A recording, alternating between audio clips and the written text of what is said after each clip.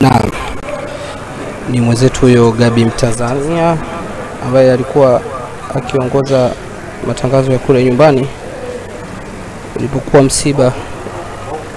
Na sasa mwili umeshafika msikiti wa Maamule hapa Upanga kwa ajili ya ibada ya kuswalia na taratibu za mazishi ziendelee.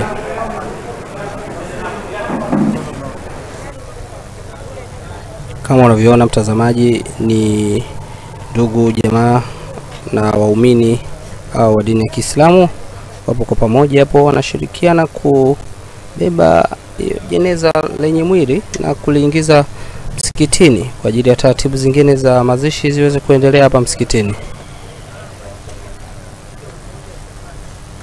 Watu ni wengi kweli kweli wamejitokeza, lakini sasa mtazamaji, tukukumbushe tu kwamba kwa taratibu za Kiislamu msikitini ama kwenye maziko wanaoruhusiwa kwenda ni wanaume. Kwa hiyo sehemu kubwa ya waliokuja hapa ni kina baba ambao wamekuja kwa lengo la kuswalia mwili hapa msikitini, lakini vile vile baada ya hapa basi mwili utapelekwa pale makaburi ya Kisutu kwa ajili ya taratibu za mazishi ziweze kukamilika.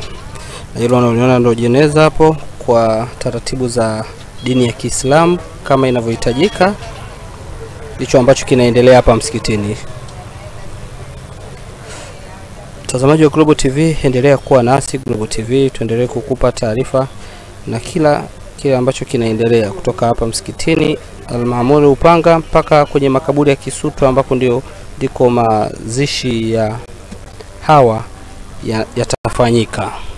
Timu nzima ya Global TV tuko hapa tukishirikiana vyema kuhakikisha mtazamaji unapata kila kitu, unapata picha ngavu, sauti nzuri kabisa na habari ya uhakika.